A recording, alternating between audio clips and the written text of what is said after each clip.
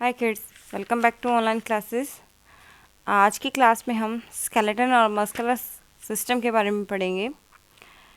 तो स्टार्ट करें अपना। The skeleton system includes all the bones of the bodies along with the joints where they are attached to each other. It protects the organs of the bodies, produce the blood cells, and helps in the movements of the body. Skeletal system जो होता है उसमें हम क्या क्या include कर सकते हैं। एक तो बोन्स हो गए जो हमारी बॉडी जो जॉइंट्स के साथ जुड़ी हुई होती हैं और जो एक दूसरे के साथ बिल्कुल ऐसे जुड़ी हुई होती हैं। दूसरे जो ऑर्गन्स होते हैं, अंग होते हैं हमारी बॉडीज़ के, ब्लड सेल्स, रक्त कणिकाएँ और जो दूसरी चीज़ें जो मूवमेंट करती हैं बॉडी के अंदर वो चीज़ें। For the movements, the skeleton system works in the association with the muscular system that is made up of over the 600 muscles, bones, and muscles work together to help the body stand and move. किसी भी चीज़ को काम करने के लिए कोई संघ होता है, तो हमारे शरीर में जो मूवमेंट कराता है, वो जो स्केलेटन सिस्टम को मूवमेंट में देता है वो मस्कुलर सिस्टम होता है, मांसपेशियों का समूह होता है। तो ये हमारा जो है टोटल 600 यानी 600 मसल्स हैं और ये मसल्स और हड्डियाँ मिलकर एक साथ काम करती हैं, जिससे हमारा बॉडी जो है वो खड़ा रहता है और मूव करता है। ओके, और द स्केलेटन आपने बहुत सारा बार सुना होगा। कंकाल, कई बार टीवी न्यूज़ में भी सुनते हैं कि आज डायनासोर के कंकाल मिल गए। तो ये कंकाल होता क्या है, स्केलेटन होता क्या है? पहले तो एक चीज़ बताइए कि जब कपड़ा है उस कपड़े को अगर हम सीधा खड़ा करना हो तो किसी चीज़ का सहारा देना पड़ता है। अगर हम उसको ऐसे ही खड़ा कर देंगे तो वो बार बार गिरता रहेगा। सेम वही प्रोसेस हमारी जो स्किन होती है उसके साथ होती है।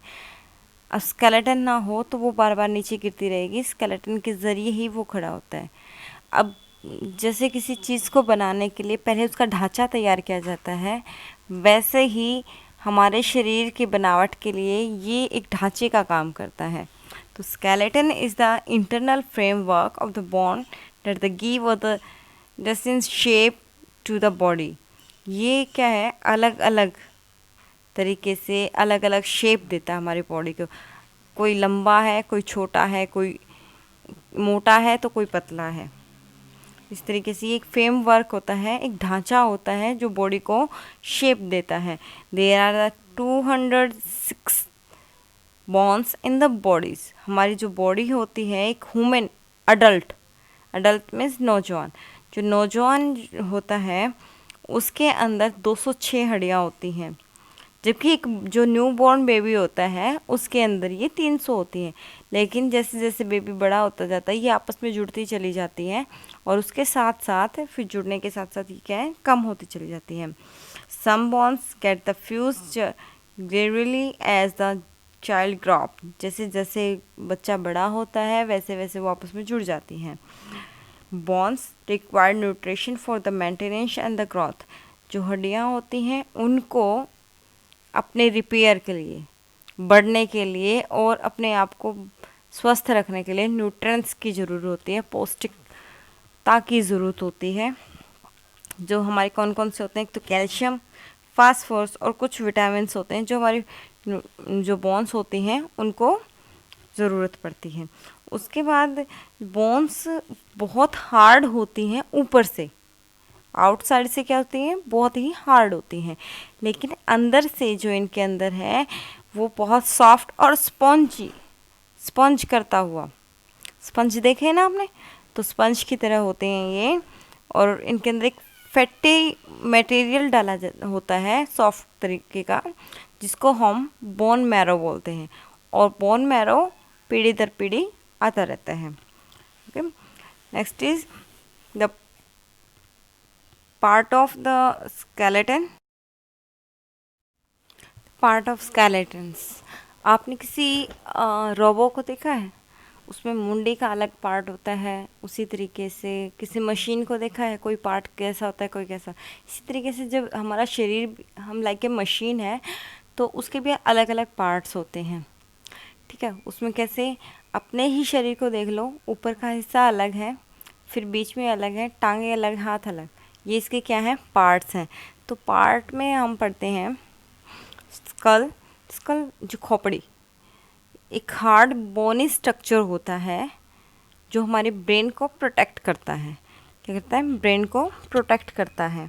ये 22 हड्डियों से बना हुआ होता है, जिसमें आपकी जो 8 हड्डियाँ होती हैं फ्लैट, वो इंटरलॉक होती हैं, एक दूसरे के साथ जकड़े हुए। ठीक है, एक दूसरे के साथ जकड़े हुए होती हैं 8 हड्डियाँ, ये फ्लैट होती हैं।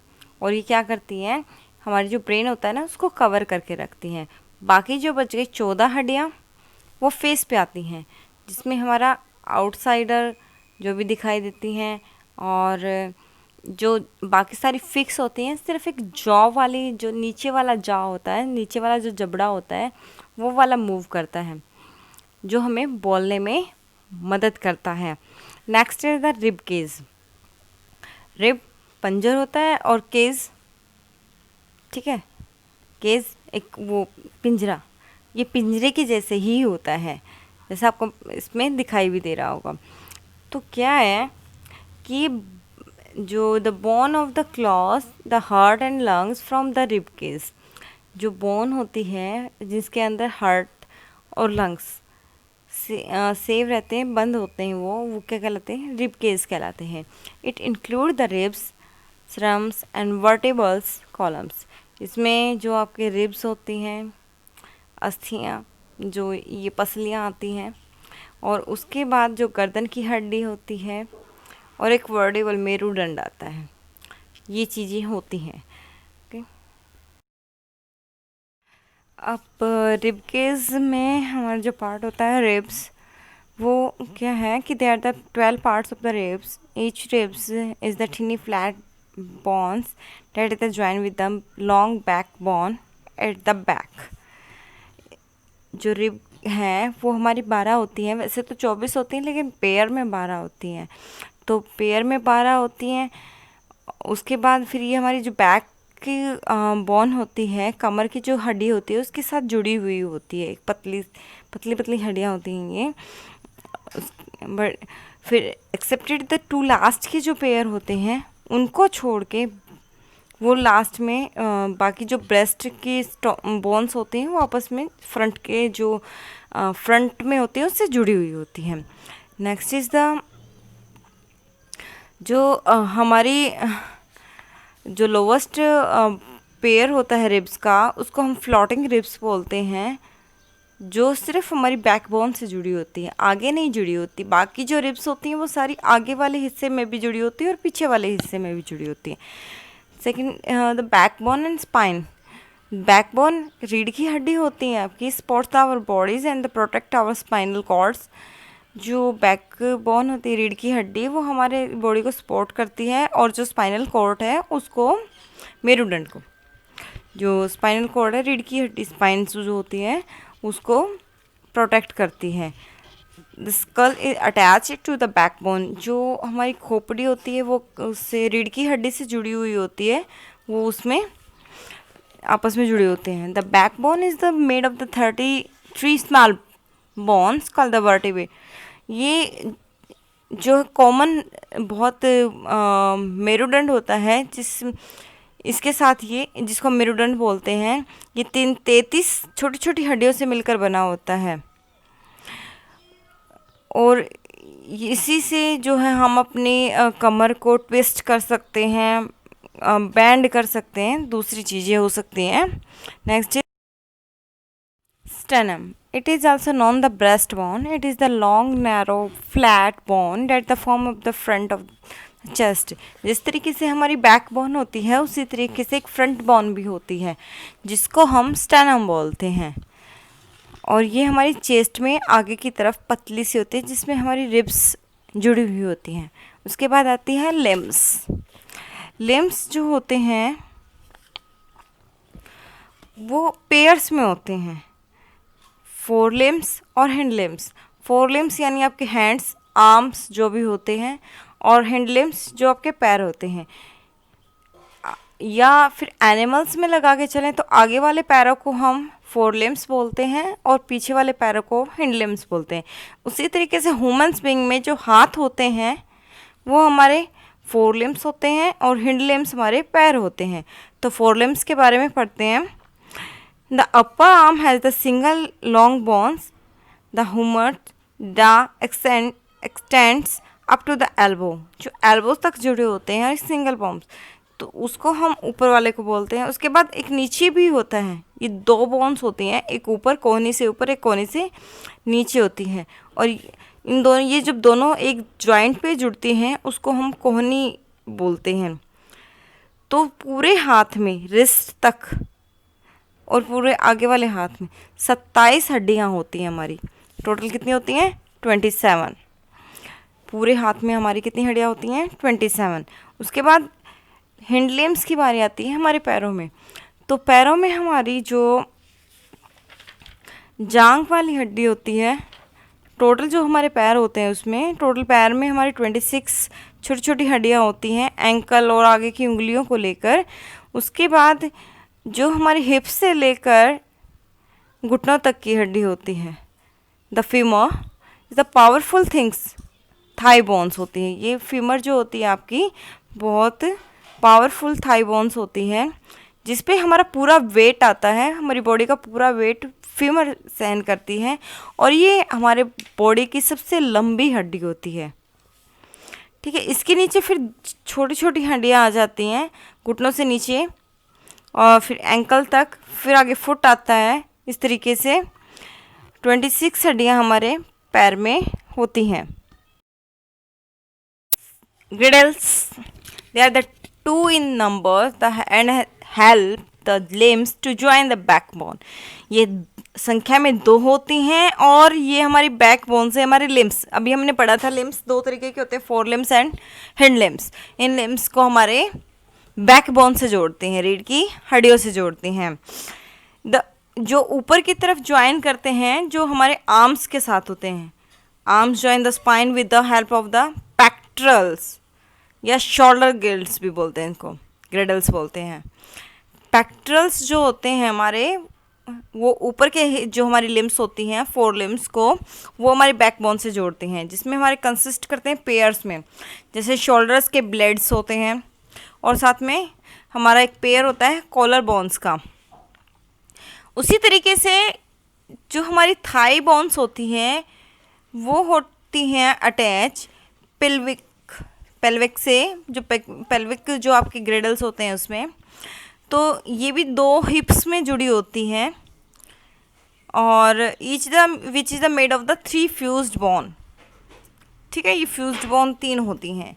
ये हमारे क्या होते हैं? ग्रेडल्स, जो 2 होते हैं, एक हिप के साथ होती है नीचे की तरफ जो हमारी हिंड लिम्स को जोड़ती हैं, और एक पैक्टोरल होते हैं जो शोल्डर्स होते हैं उनको जोड़ती हैं, यानी हमारी फोर लिम्स को जोड़ती हैं। Okay, function of the skeleton.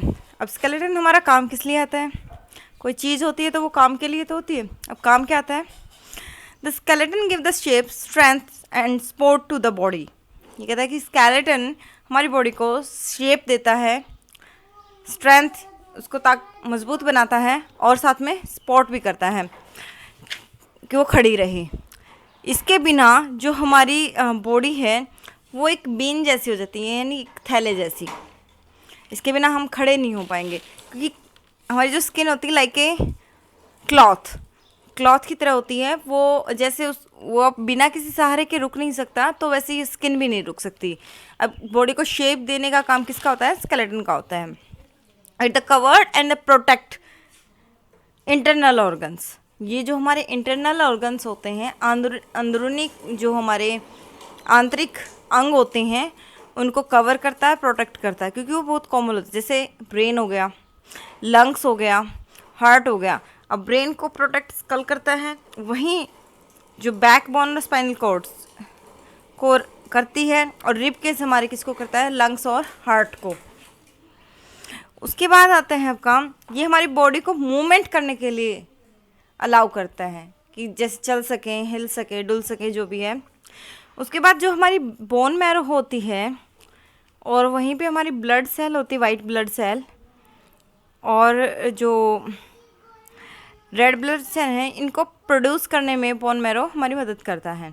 उसके बाद बोन जो होती हैं वो स्टोर हाउस होती हैं किसका, मिनरल्स का, जिसमें कैल्शियम, फास्फोरस ये वगैरह सभी होते हैं। ओके,